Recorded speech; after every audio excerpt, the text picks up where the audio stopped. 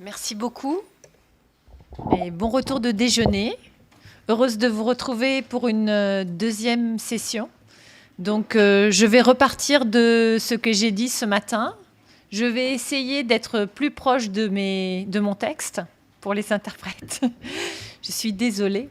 Mais encore une fois, toutes les discussions sont très intéressantes et donnent envie de répondre et de réagir plutôt que de dire un texte à propos d'un certain nombre de questions. Donc la question qui m'a été posée a été la suivante: les impacts du CECR sur l'apprentissage multilingue. Donc, avant de parler de l'impact réel dans les salles de classe, même si ce matin j'ai pu dire que, effectivement, en tout cas en France, l'impact n'est pas encore arrivé. Donc, peut-être qu'il arrivera via le nouveau volume ou d'autres types de politique linguistique en France, en tout cas. Ce que j'aimerais revoir avec vous, c'est le cheminement scientifique vers ce paradigme plurilingue et pluriculturel pour l'enseignement des langues en Europe. Je trouve que trop souvent, on cite le CECR comme une source scientifique en oubliant que c'est un cadre politique, même si les chercheurs ont contribué, avec leur rapport intellectuel, à donner des idées à ce cadre. Je vais parler de la première version du CECR, pas de la nouvelle version dans ce propos. Mais j'aimerais redire qu'il y a eu un cheminement scientifique depuis les années 70 sur le lien déjà entre acquisition et didactique. C'est-à-dire que même dans la première version du cadre, l'idée que l'oral, l'idée qu'on ait des modalités de compréhension ou de production, en fait, ça s'est vraiment beaucoup appuyé sur les travaux en acquisition, alors qu'on pouvait retrouver en Amérique du Nord, mais pas seulement, Second Language Acquisition, qui existe toujours d'ailleurs, hein, SLA, sur le territoire nord-américain.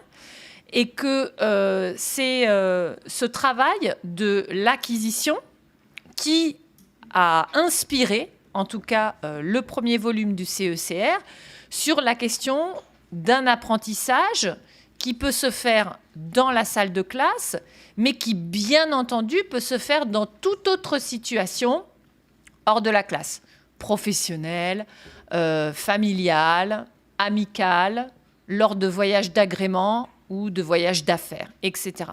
Donc ça, c'est vraiment intéressant parce que je n'ai pas le temps de rentrer dans les détails. Je vais faire plus court que ce matin pour laisser le temps aux questions.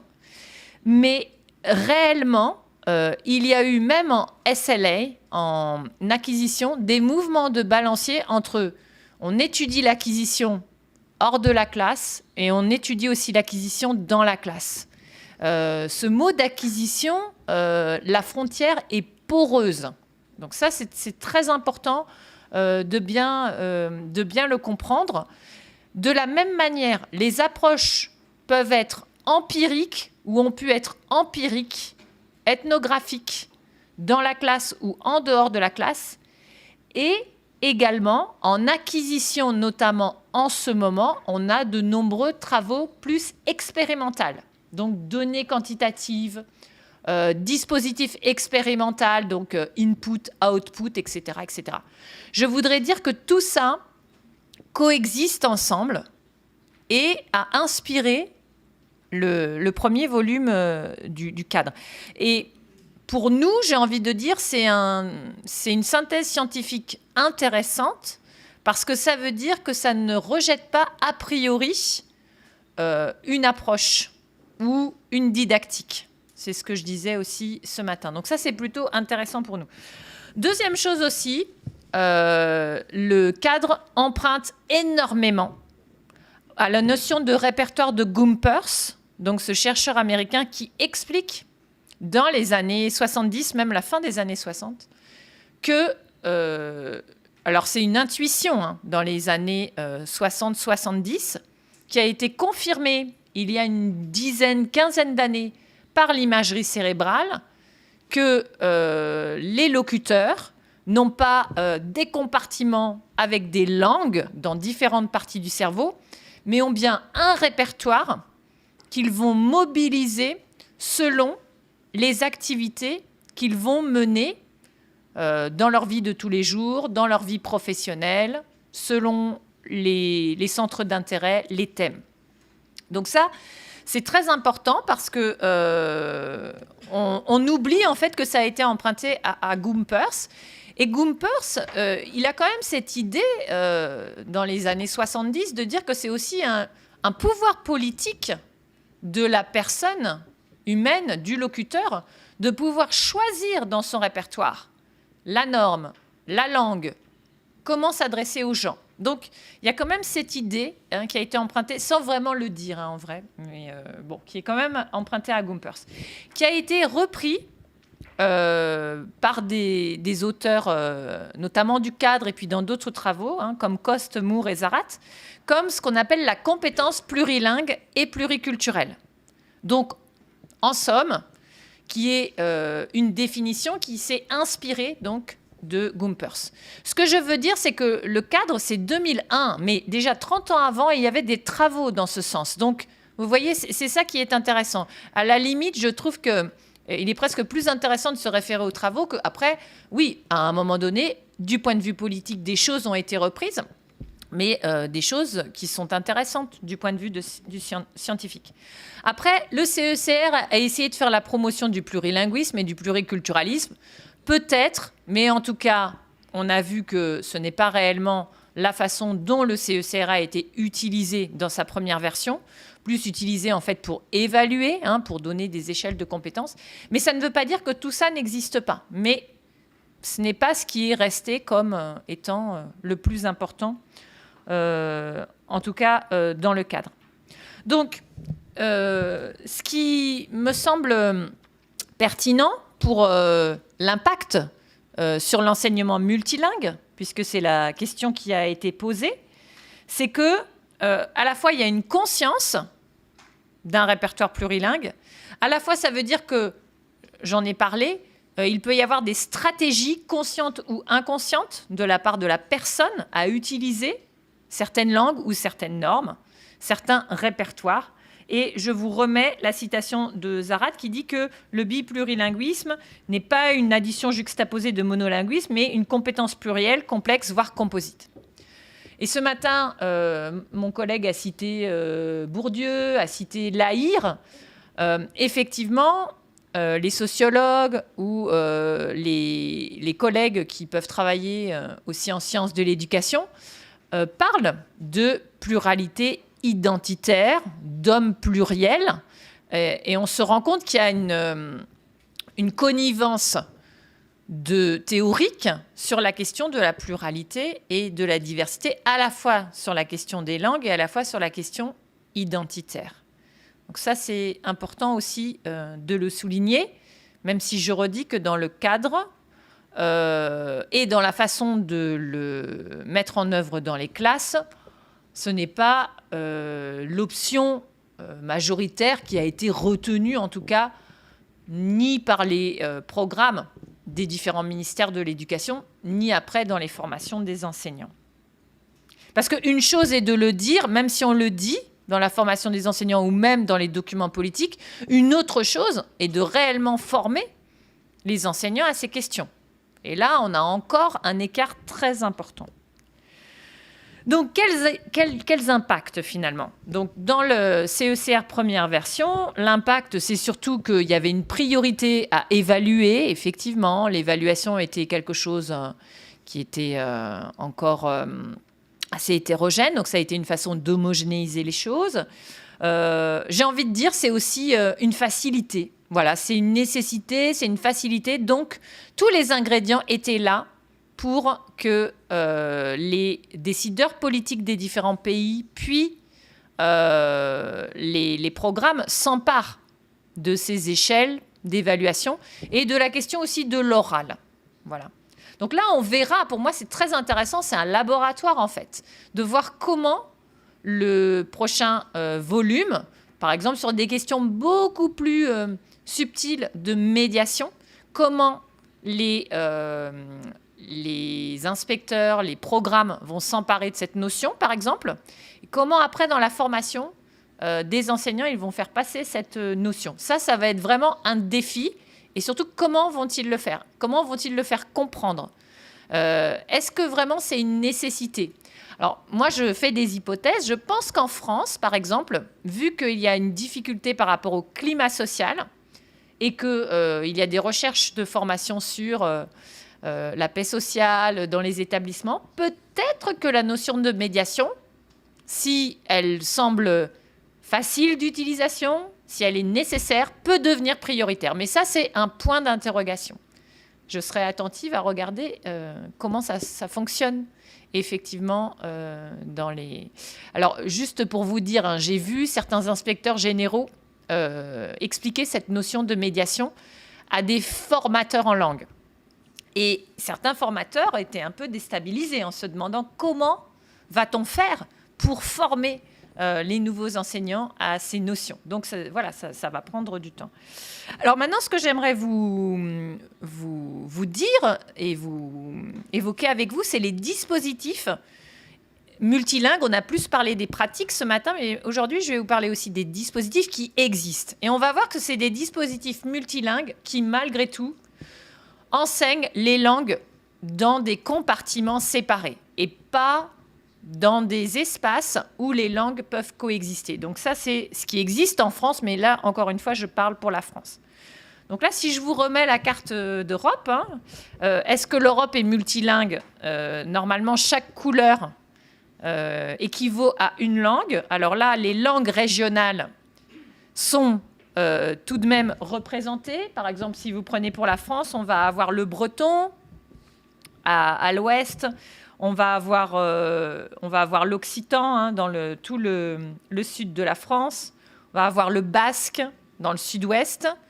Mais je m'interroge, je ne vois pas les langues de la migration. Et là, il faudrait refaire une carte avec les langues de la migration. Ça, c'est intéressant et important. Et ça mesure s'il y a eu un impact ou pas du CECR ou d'autres politiques linguistiques sur les dispositifs. Alors, à quoi ressemble le plurilinguisme en France? Il y a quelques années, on disait qu'il y a 75 langues en France. Moi, j'ai fait le recensement il y a 2 mois sur mon campus à l'université Paul Valéry. J'en suis à 123 langues. Des langues qui, parfois, ne sont pas écrites, sont uniquement des langues orales. Et donc, l'idée, c'était au moins d'avoir une évaluation des langues parlées par nos étudiants sur le campus et de pouvoir aussi, évidemment, les valoriser dans une université de sciences humaines et sociales. Donc, il y a des langues régionales, il y a les langues des migrants. Voilà. Je suis devenue très amie avec Je travaille plutôt sur les langues des migrants.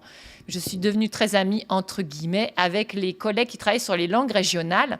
Parce qu'en fait, entre minoritaires, on se reconnaît. On vit souvent les mêmes choses, c'est-à-dire un manque de reconnaissance et un manque de place dans les dispositifs multilingues. Et je dis aussi que dans 50%, voire 100% de certaines classes, les enfants sont allophones, donc parlent une autre langue ou d'autres langues que le français à la maison. Ça, c'est très important. Alors, il y a 100 langues en France. Il y en a combien? Il y a combien de dispositifs d'enseignement de langue à l'école primaire? Donc, école primaire, c'est de 6 ans jusqu'à 11 ans. Donc, il y a 8 langues qui sont proposées. Hein, vous les voyez ici. L'allemand, l'anglais, l'arabe, le chinois, l'espagnol, l'italien, le portugais, le russe. Dans les zones où il y a des langues régionales, les langues régionales peuvent aussi être proposées. Donc breton, basque, occitan, alsacien, etc. Donc vous voyez, il y a des langues qui sont des langues qui sont connues pour leur nombre de locuteurs dans le monde, l'anglais, l'espagnol, mais aussi des langues qui sont des langues de la migration. L'espagnol est aussi une langue de la migration. Le portugais, l'arabe. Alors maintenant, si on regarde les chiffres, on se rend compte que majoritairement, c'est l'anglais qui est enseigné, 92% dans les écoles publiques. Privées, c'est même encore pire. Hein. Enfin, si on peut dire pire. Et vous voyez que pour les autres langues, alors je ne mets même pas l'arabe parce que c'est 0,01, j'aimerais dire qu'en France, il y a plusieurs millions de locuteurs arabophones et il n'y a que 6 000 élèves dans le secondaire, donc le collège ou le lycée, qui prennent arabe comme langue vivante, ce qui est une situation un peu paradoxale, même complètement paradoxale. D'accord ? Donc ça, c'est ce que je voulais vous montrer par rapport aussi à ce que le collègue disait sur l'anglais et cette question de comment rendre l'anglais diversitaire quand on voit que c'est un choix majoritaire. Et en fait, souvent un non-choix. C'est-à-dire que on va vous proposer une langue que vos enfants pourront continuer au collège. Donc, si vos enfants ne peuvent pas continuer, par exemple, le chinois ou le portugais au collège, en première langue, on ne va pas vous la proposer à l'école primaire. Donc, en fait, on ne va pas proposer cette langue. Voilà. Donc, on est très, très loin d'autres situations où on peut proposer les langues familiales aux enfants.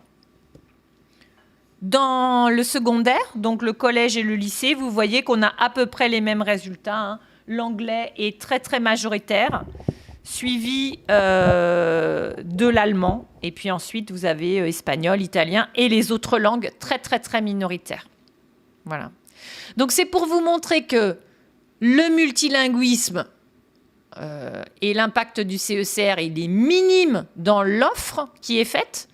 Donc, pour moi, il y a deux éléments majeurs. Si l'offre de langue n'est pas proposée, ou si les certifications, les évaluations sont fabriquées d'une certaine manière, ne laissant pas place au multilinguisme, il n'y a aucune chance. N'ayons pas peur que le CECR et le plurilinguisme ou le multiculturalisme se mettent en œuvre. N'ayons pas peur, ça ne peut pas se passer. Voilà, donc ça c'est une boutade. Mais pour ceux qui auraient peur, en tout cas, si on ne propose pas le choix ou si on ne change pas les certifications, les évaluations, évidemment, à part s'il y a une volonté des familles d'aller dans des écoles privées qui pourraient offrir ces dispositifs, il n'y aurait pas de possibilité. Alors, il existe quand même d'autres dispositifs en France. Par exemple, les classes bilingues. Alors, ce qui sont un peu en train de diminuer, mais à un moment donné, on pouvait proposer 2 langues. Par exemple, anglais-allemand. Alors ça, c'est intéressant, puisque l'anglais et l'allemand sont des langues germaniques de la même famille. Donc, on peut imaginer qu'on fasse un enseignement moins compartimenté. Par exemple, pour le lexique, il y a avec 3 lois phonétiques, en fait, on peut accéder au même volant de lexique, mother, mutter, brother, bruder, etc., etc. Donc, on peut développer un lexique conjoint. Mais en allant faire des enquêtes dans les classes bilingues, on utilise très, très peu les langues en tant que famille. Donc, on n'utilise pas réellement les potentialités du plurilinguisme dans ce cas-là. Vous voyez ? Pour une simple raison, c'est que l'enseignant, lui, est toujours spécialiste de sa langue. Et il n'a pas forcément envie d'enseigner les autres langues ou laisser de la place aux autres langues. La langue de son collègue ou les langues de ses apprenants. Donc voilà, c'est tout simple. D'accord ? Et c'est même des fois caricatural. Moi, je l'ai vu dans des sections où les élèves faisaient espagnol-italien. Ouh, attention, espagnol-italien, c'est très proche. Donc, chacun va bien mettre en avant ses singularités linguistiques et culturelles. Je ne suis pas comme le voisin. Et attention au mélange. D'accord ? Oui, c'est ça. Alors, c'est un vrai problème parce que ça va complètement à l'encontre de ce qu'on cherche à développer, qui est une compétence facilement accessible, qui puisse permettre à l'apprenant d'évoluer dans des situations personnelles ou de l'ordre professionnel. Là, on a un souci. On a un autre dispositif en France qui s'appelle Langue méditerranéenne. Une quinzaine de collèges et lycées en France, c'est très très peu, mais c'est pilote, donc c'est une expérience où les élèves souvent sont déjà locuteurs de l'arabe ou alors s'intéresse à l'arabe. Donc on a l'arabe comme langue méditerranéenne et après on a l'espagnol, l'italien et des langues anciennes aussi, le latin et le grec. Voilà. Et l'idée, c'est vraiment de travailler sur un continuum parce que le latin va nous aider à comprendre l'italien, l'espagnol. On va travailler avec le professeur d'histoire sur le bassin méditerranéen. Donc, on va faire des liens sur l'histoire de la Méditerranée, les langues, les cultures, les populations. Donc, ça, c'est très intéressant. Mais il y a de gros problèmes idéologiques. Pour ma part, j'ai suivi un dispositif dans un collège à Nîmes. Et au bout de 3 ans, ça s'est terminé parce que les parents qui n'avaient pas l'arabe dans leur famille n'avaient pas très envie de scolariser les enfants en arabe, même si le projet culturel arabe était intéressant. Et les autres parents se sentaient mal à l'aise parce qu'ils parlaient l'arabe dialectal à la maison et que l'enseignant enseignait l'arabe littéraire. Donc, il ne valorisait pas la norme parlée par les élèves. Donc, ça a été un échec. Voilà, en tout cas à Nîmes. Donc ça, c'est un vrai problème. C'est-à-dire que, vous voyez, quand on parle d'identité, de social, de langue, il faut prendre en compte tous ces paramètres et informer les parents, informer les enseignants. La première question que j'ai posée à la professeure d'arabe, quel arabe vous allez enseigner ? Pourquoi vous me posez cette question ? J'aimerais savoir, puisque les élèves, certains, enfin la plupart parlaient l'arabe dialectal marocain. Alors, si elle parle un autre arabe dialectal, ou si elle veut enseigner uniquement en arabe littéraire, ce n'est plus du tout la même chose. Donc, il faut bien se mettre d'accord. Mais c'était une question qui n'avait même pas été posée lors de la mise en place du dispositif. Donc ça, c'est vraiment important de se poser ces questions. Donc vous voyez qu'il y a une difficulté à opérationnaliser le concept de compétences plurilingues et pluriculturelles du CECR ou de la recherche en général, en classe de langue, en classe de FLE aussi, de français langue étrangère, c'est la même chose. Donc ça, je l'ai déjà dit, que finalement, du coup, on a gardé plutôt les échelles évaluatives du CECR, on a parlé de l'oral. On n'a pas vraiment une mise en œuvre dans les dispositifs. Pourtant, toutes ces langues pourraient aider l'enseignant et aider les élèves à progresser plus vite. Je vous donne un exemple. Je travaille avec des enfants gitans à Perpignan qui parlent le catalan, en fait, en famille. C'est la langue régionale. Et à l'école, on dit qu'ils ne réussissent pas bien en français. Donc, on travaille sur des activités en mettant le catalan en perspective avec le français. On compare et on travaille, par exemple, sur les relations entre ce qu'on entend, comment on doit écrire, etc. Les élèves progressent. Ensuite, ils ont une autre langue vivante, l'espagnol, le castillan, qui est parlé à 100 km de l'autre côté de la frontière. Et là, on dit, formidable, ils parlent catalan, français, le castillan, ça va être très facile pour eux. Eh bien, ils commencent à écrire le castillan, l'espagnol, comme du français. Par exemple, à Soul, ils écrivent A-S-O-U-L, comme la graphie française. Et là, le prof d'espagnol dit, mais qu'est-ce qu'ils font ? Ils sont mauvais en espagnol.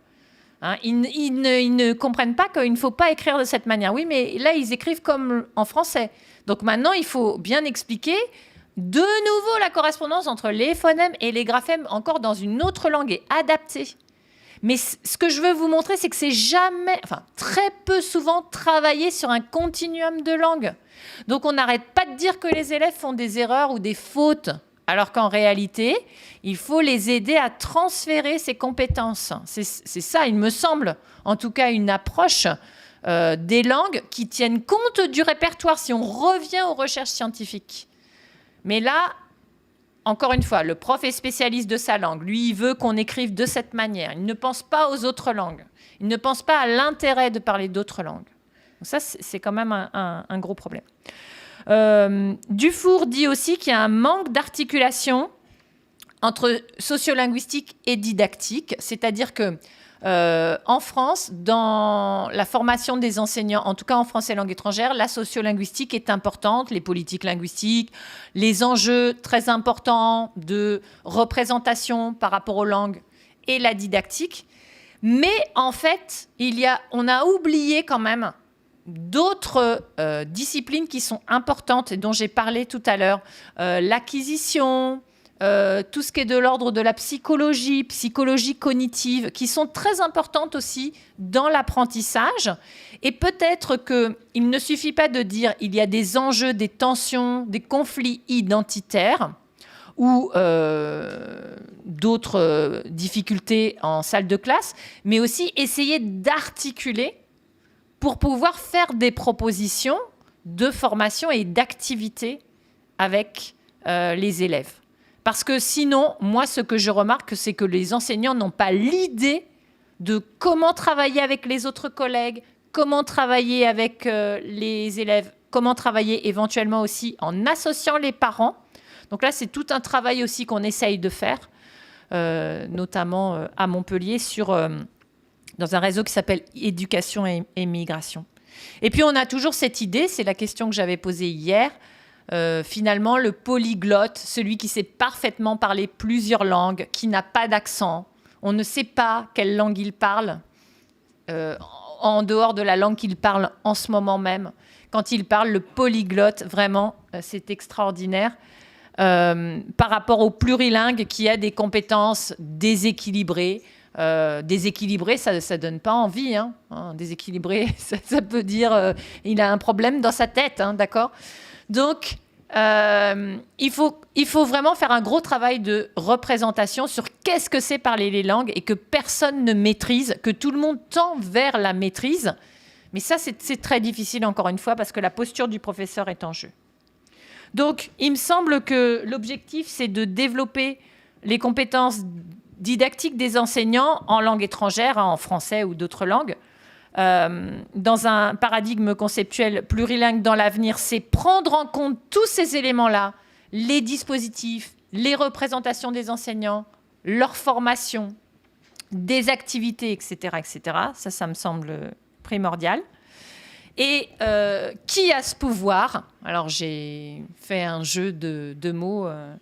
Est-ce que le pouvoir du CECR sera assez fort ? Est-ce que juste dire par le pouvoir du CECR, ça va se faire ? J'ai des doutes, bien entendu. Il va falloir que d'autres acteurs à différents niveaux s'intéressent vraiment à ces questions pour faire évoluer la formation des enseignants. Notamment en France, on a un problème, c'est que la formation des enseignants se fait dans les facultés d'éducation, alors que, par exemple, le français langue étrangère se fait dans les universités. Donc, on est les seuls en Europe, par exemple, à faire ça. Donc, on ne dialogue pas beaucoup avec nos collègues qui forment en langue. C'est un vrai, vrai problème. Alors, ce qu'on essaye de faire, en tout cas à notre niveau et dans mon laboratoire, par exemple, c'est de vraiment travailler avec les enseignants, de proposer des projets d'établissement, de tester des choses, de voir quelles sont les représentations qui sont crispées chez les élèves ou chez les parents ou chez les enseignants ou même chez les inspecteurs. Donc c'est vraiment un travail pour essayer de déconstruire et reconstruire des représentations et des pratiques de classe qui soient plus en phase avec ce qu'on sait de la recherche, même s'il n'y a pas forcément un consensus dans la recherche, on sait quand même un certain nombre de choses sur comment on apprend les langues, comment les langues coexistent pour les locuteurs, les représentations et sentiments que les locuteurs peuvent avoir à propos de leur langue. Ce sont des éléments qu'on peut avoir à disposition très facilement et qui nous permettent de voir au niveau à la fois politique mais à la fois très pratique comment on peut développer des dispositifs éventuellement multilingues dans nos établissements. Je vous remercie. 大地先生ありがとうございました。では今から、15分ほど指定討論者の細川秀夫先生にお願いしたいと思います。王子先生、どうもありがとうございました。今日は多言語社会におけるなんていうかのそのを迎えての、CFR のインパクトということでお話しいただいたんですが、特に最後のところで教員の研修、教員のなんて言いましょうか、養成が重要だというふうにおっしゃってましたね。Oui, tout à fait. でそれで一つ質問なんですが、この場合のこういった、複言語主義的な、考え方にのっとった時に教員の専門性というは何かと問われたらどのようにお答えになりますか。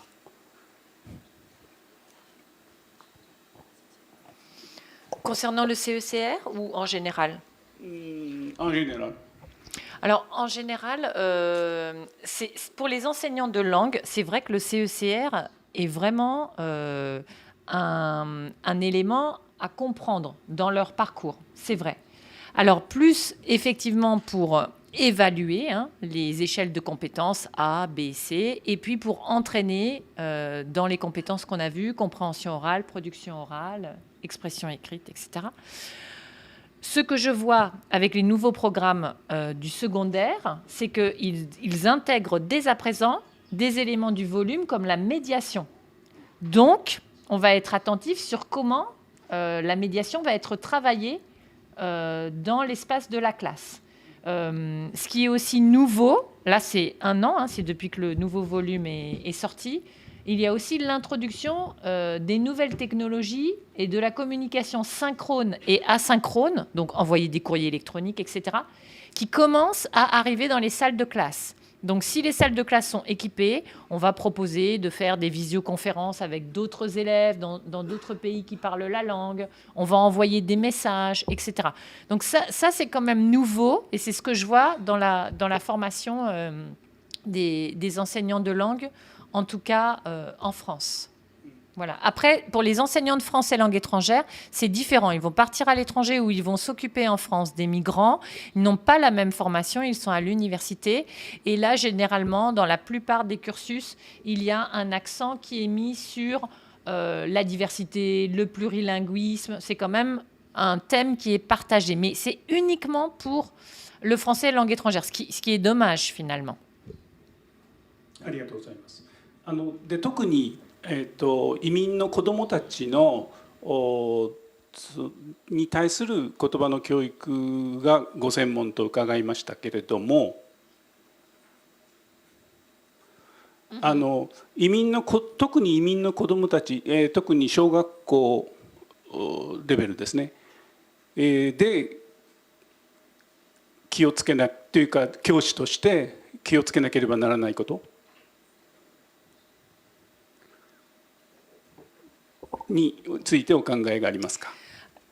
Alors, normalement, l'enseignant devrait avoir une certification en français langue étrangère, c'est-à-dire qu'il passe une sorte d'examen supplémentaire pour montrer qu'il a suivi des cours de didactique du français langue étrangère à l'université et qu'il a déjà eu des élèves migrants dans sa classe, et donc il est capable d'avoir une classe pour les élèves migrants. Il faut savoir qu'en France, le dispositif est la moitié du temps l'élève migrant est avec d'autres élèves migrants, 50% du temps, et l'autre moitié, il est dans sa classe d'âge. S'il a 8 ans, il va aller dans la classe des 8 ans. Surtout pour des matières comme mathématiques, arts plastiques, musique, des matières où la langue, c'est pas qu'elle n'est pas centrale, mais elle peut être médiée par d'autres processus non verbaux. Donc, on leur demande normalement de savoir tout ce que je vous ai dit là sur le plurilinguisme et l'interculturel. Ça, c'est l'idéal. L'idéal du CECR, et il y a l'idéal du professeur de français langue étrangère qui s'occupe des migrants. En réalité, je vais dans les classes et je vois des enseignants qui sortent de la faculté d'éducation avec l'examen et tout de suite vont parfois dans des classes avec des élèves migrants parce qu'il n'y a pas assez d'enseignants. Donc, C'est très hétérogène. Dans l'idéal, oui, il devrait avoir une formation. Dans la réalité, il y a beaucoup de migrants qui arrivent dans une ville. Très vite, on va mettre un enseignant et l'enseignant n'est pas forcément formé. Donc, ça dépend. ありがとうございます。日本の状況と比較しての質問を一つさせていただきたいと思います。日本でも先ほど午前中の発表にもありました。Je ne connais pas cette personne qui m'appelle depuis ce matin en plus. 午前中の発表にもありましたように日本にはの外国人、移民、一つの移民なんですけど、移民の外国人の定住者がどんどん増えつつあります。で当然家族がいますからその子どもたちがたくさん今増えようとしています。でその時に学校教育で問題になっているのは子どもたちが生活言語は簡単に覚えることができる、生活することによって、ところが教室の中の言語、学習言語と呼んでますが、学習言語の習得が非常に難しい。でそのためにその子どもたちだけを別扱いにして日本語を教えるということを日本ではやっています。でところがそれはあまり効果がないと一方で批判されています。そういったその生活言語と学習言語の差異およびそれに対してどのように特に小学校レベルの先生たちがこの複言語主義という立場から考えたときにどんなふうに対応したらいいのかということについてお考えがありますか。Alors, les études montrent que les meilleurs résultats qu'on peut obtenir avec des enfants migrants, c'est quand on propose la bilittératie, c'est-à-dire qu'on va proposer l'enseignement en japonais, des mathématiques 50% du temps, mais aussi on va proposer l'enseignement des mathématiques dans la langue familiale. Vous voyez, ça veut dire que, évidemment, ça coûte de l'argent aux contribuables. Ça veut dire trouver des professeurs qui vont parler aussi les langues des élèves. Mais c'est ce qui est le plus efficace. Toutes les études l'ont montré. Mais par exemple, en France, on ne le fait pas. Après, autre chose aussi, ça c'est le rapport mondial de l'UNESCO sur l'éducation et la migration qui vient de sortir cette année. Construire des ponts et non des murs, ça rappelle quelque chose.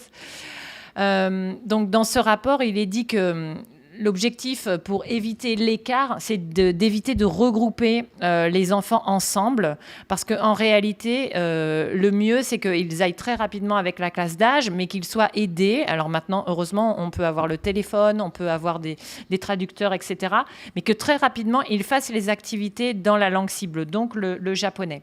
Après, on ne peut pas faire des miracles. Généralement, pour un enfant qui vient d'arriver, il faut entre 3 et 5 ans pour récupérer le niveau scolaire d'un enfant japonais, par exemple. Donc, il faut comprendre ça, c'est-à-dire ça prend du temps. Et en même temps, 3 ans ou 5 ans, ce n'est pas long. Donc, il faut aussi laisser ce temps-là et mettre le dispositif en œuvre. En France, par exemple, le dispositif de soutien en français langue seconde, c'est 1 an et demi. C'est trop peu, mais moi, je ne le dis pas au ministère. Sinon, ils vont dire « Ah bon, Madame Auger, il faut 3 ans ou 5 ans. » Alors, on arrête tout, puisque 1 an, c'est pas assez. Mais c'est quand même mieux que rien. D'accord ? Donc, voilà comment il faudrait faire dans l'idéal. Et après, dans la réalité, ce qu'on est en train de faire en France, c'est qu'on ne forme pas uniquement les professeurs de japonais langue étrangère qui vont travailler avec les migrants. On essaye de travailler à l'inclusion de tous les enseignants. Et ça, c'est un défi aussi qu'on a en ce moment. Alors, moi, je le fais, mais au niveau de mon académie à Montpellier, c'est déjà pas mal. Mais c'est de sensibiliser tous les enseignants qui peuvent être à la campagne, avoir des élèves migrants dans leur classe. Qu'est-ce que vous faites avec eux ? Utiliser des textes dans la langue des élèves, utiliser la possibilité d'avoir recours à des traducteurs, utiliser... voilà, il y a des choses qui sont très très simples et on ne va pas attendre. Alors ça, c'est très important. On n'attend pas de parler japonais niveau B pour pouvoir commencer à faire les activités. Et avant ça, on fait du dessin. Tout de suite, on travaille et on fait les activités, mais on trouve des moyens de faire, par exemple, des mathématiques, mais avec les autres langues, par exemple, déjà connues. Ça, c'est très important.